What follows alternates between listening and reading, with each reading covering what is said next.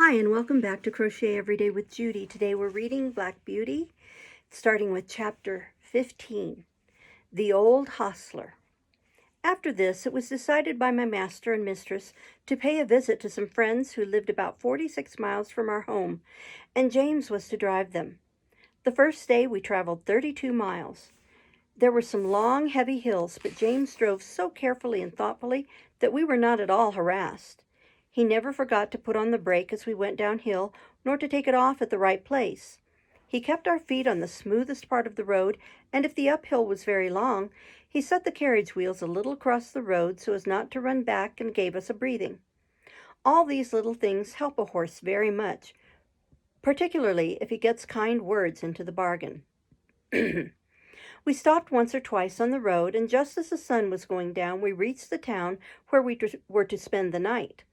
We stopped at the principal hotel, which was in the marketplace. It was a very large one. We drove under an archway into a long yard, at the farther end of which were the stables and coach houses. Two hostlers came to take us out. The head hostler was a pleasant, active little man with a crooked leg and a yellow striped waistcoat. I never saw a man unbuckle harness as quickly as he did, and with a pat and a good word he led me to a long stable with 6 or 8 stalls in it and 2 or 3 horses. The other man brought Ginger. James stood by while we were rubbed down and cleaned. I never was cleaned so lightly and quickly as by that old man. When he had done, James stepped up and felt me over as if he thought I could not be thoroughly done, but he found my coat as clean and smooth as silk. Well, he said, I thought I was pretty quick, and our John quicker still, but you do beat all I ever saw for being quick and thorough at the same time. Practice makes perfect, said the crooked little hostler, and 'twould be a pity if it didn't. 40 years' practice and not perfect? Ha ha! That would be a pity. And as to being quick, why, bless you, that is only a matter of habit. If you get into the habit of being quick, it is just as easy as being slow. Easier, I should say. In fact, it don't agree with my health to be hulking about over a job twice as long as it need take. Bless you, I couldn't whistle if I crawled over my work as some folks do. You see, I have been about horses ever since I was 12 years old, in hunting stables and racing stables, and being small, you see, I was jockey for several years. But at the Goodwood, you see, the turf was very slippery, and my poor Larkspur got a fall, and I broke my knee, and so, of course, I was of no more use there. But I could not live without horses. Of course I couldn't. So I took to the hotels. And I can tell you it is a downright pleasure to handle an animal like this, well-bred, well-mannered, well cared for, bless ye. I can tell how a horse is treated. Give me the handling of a horse for 20 minutes and I'll tell you what sort of groom he has had. Look at this one. Pleasant, quiet, turns about just as you want him, holds up his feet to be cleaned out or anything else you please to wish. Then you'll find another fidgety, fretty, won't move the right way, or starts across the stall, tosses up his head as soon as you come near him, lays his ears and seems afraid of you, or else squares about at you with his heels. Poor things, I know what sort of treatment they have had. If they are timid, it makes them start or shy. If they are high-mettled, it makes them vicious or dangerous. Their tempers are mostly made when they are young. Bless you, they are like children. Train 'em up in the way they should go, as the good book says, and when they are old, they will not depart from it, if they have a chance, that is. I like to hear you talk, said James. That's the way we lay it down at home, at our master's. Who is your master, young man? If it be a proper question. I judge he is a good one, from what I see. He is Squire Gordon of Birtwick Park, the other side the Beacon Hills, said James. Ah, so, I have heard tell of him. Fine judge of horses, isn't he? The best rider in the country? I believe he is, said James, but he rides very little now since the poor young master was killed. Ah, poor gentleman. I read all about it in the paper at the time. A fine horse killed, too, wasn't there? Yes, said James. He was a splendid creature, brother to this one, and just like him. Pity, said the old man. 'Twas a bad place to leap, if I remember. A thin fence at top, a steep bank down to the stream, wasn't it? No chance for a horse to see where he's going. Now, I am for bold riding as much as any man, but still there are some leaps that only a very knowing old huntsman has any right to take. A man's life and a horse's life are worth more than a fox's tail. At least I should say they ought to be. During this time, the other men had finished Ginger and had brought our corn, and James and the old man left the stable together. Chapter 16. The Fire. Later on in the evening, a traveler's horse was brought in by the second hostler, and while he was cleaning him, a young man with a pipe in his mouth lounged into the stable to gossip. "I say, Towler," said the hostler, "just run up the ladder into the loft and put some hay down into this horse's rack, will you? Only lay down your pipe." "All right," said the other, and went up through the trap door, and I heard him step across the floor overhead and put down the hay. James came in to look at us the last thing, and then the door was locked. I cannot say how long I had slept, nor what time in the night it was, but I woke up very uncomfortable, though I hardly knew why. I got up. The air seemed all thick and choking. I heard Ginger coughing, and one of the other horses seemed very restless. It was quite dark, and I could see nothing, but the stable seemed full of smoke, and I could hardly breathe. The trap door had been left open, and I thought it was the place it came through. I listened and heard a soft, rushing sort of noise, and a low crackling and snapping. I did not know what it was, but there was something in the sound so strange that it made me tremble all over. The other horses were now all awake. Some were pulling at their halters, others were stamping. At last I heard steps outside, and the hostler who had put up the traveler's horse burst into the stable with a lantern and began to untie the horses and try to lead them out. But he seemed in such a hurry and so frightened himself that he frightened me still more. The first horse would not go with him. He tried the second and third, and they too would not stir. He came to me next and tried to drag me out of the stall by force. Of course that was no use. He tried us all by turns and then left the stable. No doubt we were very foolish, but danger seemed to be all round, and there was nobody we knew to trust in, and all was strange and uncertain. The fresh air that had come in through the open door made it easier to breathe, but the rushing sound overhead grew louder, and as I looked upward, through the bars of my empty rack, I saw a red light flickering on the wall. Then I heard a cry of "Fire!" outside, and the old hostler quietly and quickly came in. He got one horse out and went to another, but the flames were playing round the trap door, and the roaring overhead was dreadful. The next thing I heard was James's voice, quiet and cheery. "Come, my beauties, it is time for us to be off, so wake up and come along." I stood nearest the door, so he came to me first, patting me as he came in. "Come, Beauty, on with your bridle, my boy. We will soon be out of this smother." It was on in no time.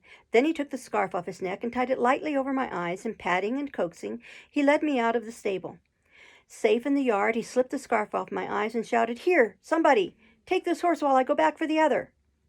A tall, broad man took me, and James started back into the stable. I set up a shrill whinny as I saw him go.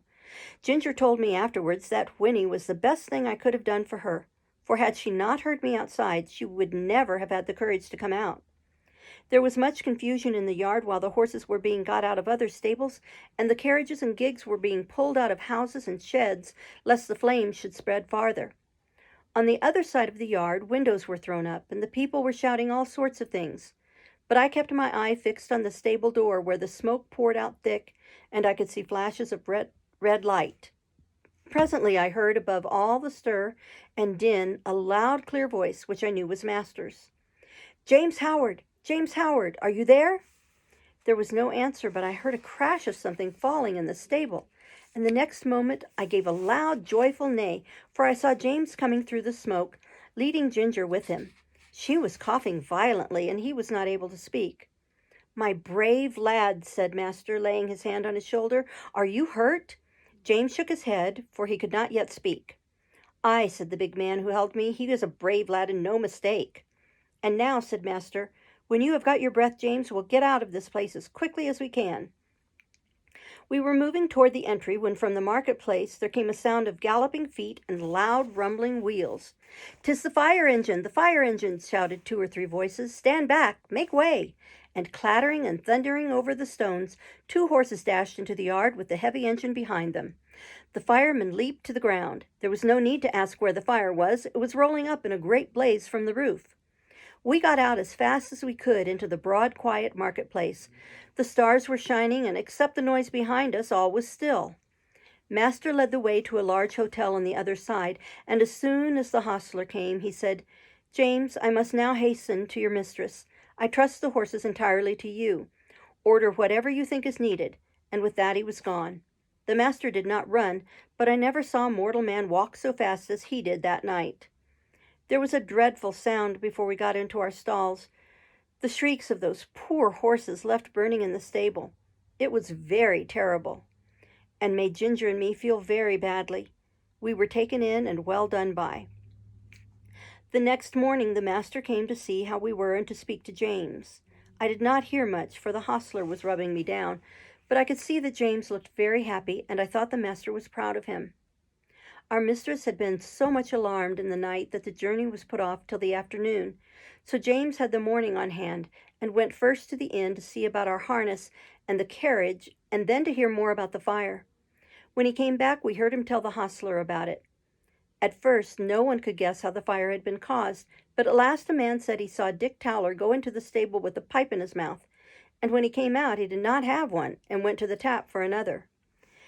Then the other under-hostler said he had asked Dick to go up the ladder to put down some hay, but told him to lay down his pipe first.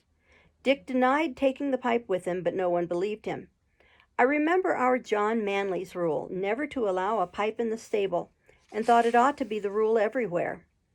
James said the roof and floor had all fallen in, and that only the black walls were standing. The two poor horses that could not be got out were buried under the burned rafters and tiles. Chapter 17. John Manley's Talk. The rest of our journey was very easy, and a little after sunset we reached the house of my master's friend. We were taken into a clean, snug stable. There was a kind coachman who made us comfortable, and who seemed to think a good deal of James when he heard about the fire. "There is one thing quite clear, young man," he said. "Your horses know whom they can trust. It is one of the hardest things in the world to get horses out of a stable when there is either a fire or a flood.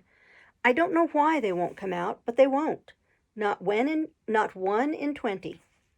We stopped 2 or 3 days at this place and then returned home. All went well on the journey. We were glad to be in our own stable again, and John was equally glad to see us. Before he and James left us for the night, James said, "I wonder who is coming in my place." "Little Joe Green at the lodge," said John. "Little Joe Green? Why, he's a child." "He is 14 and a half, said John. "But he is such a little chap." "Yes, he is small, but he is quick and willing and kind-hearted, too. He wishes very much to come, and his father would like it, and I know the master would like to give him the chance. He said if I thought he would not do, he would look out for a bigger boy. But I said I was quite agreeable to try him for 6 weeks. 6 weeks? Said James. Why, it will be 6 months before he can be of much use. It will make you a deal of work, John. Well, said John with a laugh, work and I are very good friends. I never was afraid of work yet. You are a very good man, said James. I wish I may ever be like you. I don't often speak of myself, said John, but as you are going away from us out into the world to shift for yourself, I'll just tell you how I look on these things. I was just as old as Joseph when my father and mother died of the fever, within 10 days of each other, and left me and my crippled sister Nellie alone in the world, without a relation that we could look to for help. I was a farmer's boy, not earning enough to keep myself, much less both of us, and she must have gone to the workhouse but for our mistress. Nellie calls her angel, and she has good right to do so. The mistress went and hired a room for her with old widow Mallet, and she gave her knitting and needlework when she was able to do it. When she was ill, she sent her dinners and many nice, comfortable things, and was like a mother to her. Then the master took me into the stable under old Norman, the coachman that was then. I had my food at the house, and my bed in the loft, and a suit of clothes, and 3 shillings a week, so that I could help Nellie. Norman might have turned round and said that at his age he could not be troubled with a raw boy from the plough-tail, but he was like a father to me, and took no end of pains with me. When the old man died some years after, I stepped into his place, and now, of course, I have top wages, and can lay by for a rainy day or a sunny day, as it may happen, and Nellie is as happy as a bird. So you see, James, I am not the man that should turn up his nose at a little boy and vex a good, kind master. No, no. I shall miss you very much, James, but we shall pull through. There's nothing like doing a kindness when 'tis put in your way, and I am glad I can do it. Then, said James, you don't hold with that saying, everybody look after himself and take care of number one. No, indeed, said John. Where should Nellie and I have been if Master and Mistress and old Norman had only taken care of number one? Why, she in the workhouse and I hoeing turnips. Where would Black Beauty and Ginger have been if you had only thought of number one? Why, roasted to death. No, Jim, no, that is a selfish, heathenish saying, whoever uses it. Any man who thinks he has nothing to do but take care of number one, why, it's a pity but what he had been drowned like a puppy or kitten before he got his eyes open. That's what I think, said John, with a very decided jerk of his head. James laughed at this, but there was a thickness in his voice when he said, "You have been my best friend except my mother. I hope you won't forget me." "No, lad, no," said John, "and if ever I can do you a good turn, I hope you won't forget me." The next day Joe came to the stables to learn all he could before James left. He learned to sweep the stable, to bring in the straw and hay. He began to clean the harness and help to wash the carriage. And he was quite too short to do anything in the way of grooming Ginger and me. So James taught him upon Merrylegs, for he was to have full charge of him under John. He was a nice, bright little fellow, and always came whistling to his work. Merrylegs was a good deal put out at being mauled about, as he said, by a boy who knew nothing, but toward the end of the second week he told me confidentially that he thought the boy would turn out well. At last the day came when James had to leave us. Cheerful as he always was, he looked quite downhearted that morning. "You see," he said to John, "I am leaving a great deal behind. My mother and Betsy and you and a good master and mistress, and then the horses and my old Merrylegs. At the new place there will not be a soul that I shall know. If it were not that I shall get a higher place and be able to help my mother better, I don't think I should have made up my mind to it. It is a real pinch, John." "Aye, James, lad, so it is, but I should not think much of you if you could leave your home for the first time and not feel it. Cheer up, you'll make friends there, and if you get on well, as I am sure you will, it will be a fine thing for your mother, and she will be proud enough that you have got such a good place as that." So John cheered him up, but everyone was sorry to lose James. As for Merrylegs, he pined after him for several days, and went quite off his appetite. So John took him out several mornings with the leading rein, when he exercised me, and trotting and galloping by my side, got up the little fellow's spirits, and he was soon all right. Joe's father would often come in and give a little help as he understood the work, and Joe took a great deal of pains to learn, and John was quite encouraged about him. Chapter 18. Going for the Doctor. One night, a few days after James had left, I had eaten my hay and was lying down in my straw fast asleep when I was suddenly roused by the stable bell ringing very loudly. I heard the door of John's house open and his feet running up to the hall. He was back again in no time. He unlocked the stable door and came in calling out, "Wake up, Beauty! You must go well now if ever you did," and almost before I could think he had got the saddle on my back and the bridle on my head. He just ran around for his coat and then took me at a quick trot up to the hall door. The squire stood there with the lamp in his hand. "Now, John," he said, "ride for your life, that is, for your mistress's life. There is not a moment to lose. Give this note to Dr. White. Give your horse a rest at the inn, and be back as soon as you can." John said, "Yes, sir," and was on my back in a minute. The gardener who lived at the lodge had heard the bell ring and was ready with the gate open, and away we went through the park and through the village and down the hill till we came to the toll gate. John called very loud and thumped upon the door. The man was soon out and flung open the gate. "Now," said John, do you keep the gate open for the doctor? Here's the money," and off we went again. There was before us a long piece of level road by the riverside. John said to me, "Now, Beauty, do your best," and I did. I wanted no whip nor spur, and for 2 miles I galloped as fast as I could lay my feet to the ground. I don't believe that my old grandfather, who won the race at Newmarket, could have gone faster. When we came to the bridge, John pulled me up a little and patted my neck. "Well done, Beauty. Good old fellow," he said. He would have let me go slower, but my spirit was up and I was off again as fast as before. The air was frosty, the moon was bright. It was very pleasant. We came through a village, then through a dark wood, then uphill, then downhill, till after an 8 miles run we came to the town, through the streets and into the marketplace. It was all quite still except the clatter of my feet on the stones. Everybody was asleep. The church clock struck 3 as we drew up at Dr. White's door. John rang the bell twice and then knocked at the door like thunder. A window was thrown up and Dr. White put his head out and said, "What do you want?" "Mrs. Gordon is very ill, sir. Master wants you to come at once. He thinks she will die if you cannot get there. Here is a note." "Wait," he said, "I will come." He shut the window and was soon at the door. "The worst of it is," he said, "my horse has been out all day and is quite done up. My son has just taken the other. What is to be done? Can I have your horse?" "He has come at a gallop nearly all the way, sir, and I was to give him a rest here. But I think my master would not be against it, if you think fit, sir." "All right," he said, "I will soon be ready." John stood by me and stroked my neck. I was very hot. The doctor came out with his riding whip. "You need not take that, sir," said John. "Black Beauty will go till he drops. Take care of him, sir, if you can. I should not like any harm to come to him." "No, no, John," said the doctor, "I hope not," and in a minute we had left John far behind. I will not tell about our way back. The doctor was a heavier man than John and not so good a rider. However, I did my very best. The man at the toll gate had it open. When we came to the hill, the doctor drew me up. "Now, my good fellow," he said, "take some breath." I was glad he did, for I was nearly spent, but that breathing helped me on, and soon we were in the park. Joe was at the lodge gate. My master was at the hall door, for he had heard us coming. He spoke not a word. The doctor went into the house with him, and Joe led me to the stable. I was glad to get home. My legs shook under me, and I could only stand and pant. I had not a dry hair on my body. The water ran down my legs, and I steamed all over. Joe used to say, "like a pot on the fire." Poor Joe! He was young and small, and as yet he knew very little, and his father, who would have helped him, had been sent to the next village. But I am sure he did the very best he knew. He rubbed my legs and my chest, but he did not put my warm cloth on me. He thought I was so hot I should not like it. Then he gave me a pail full of water to drink.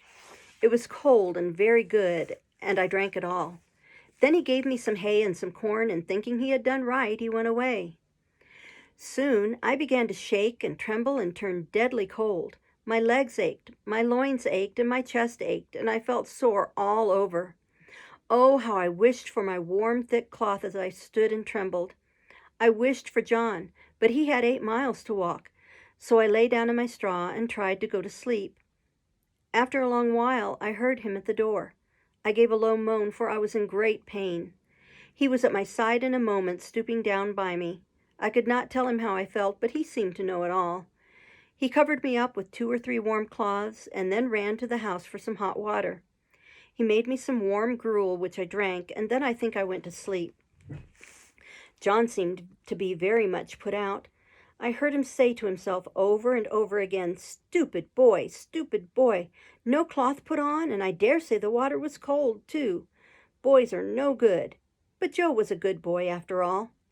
I was now very ill. A strong inflammation had attacked my lungs, and I could not draw my breath without pain.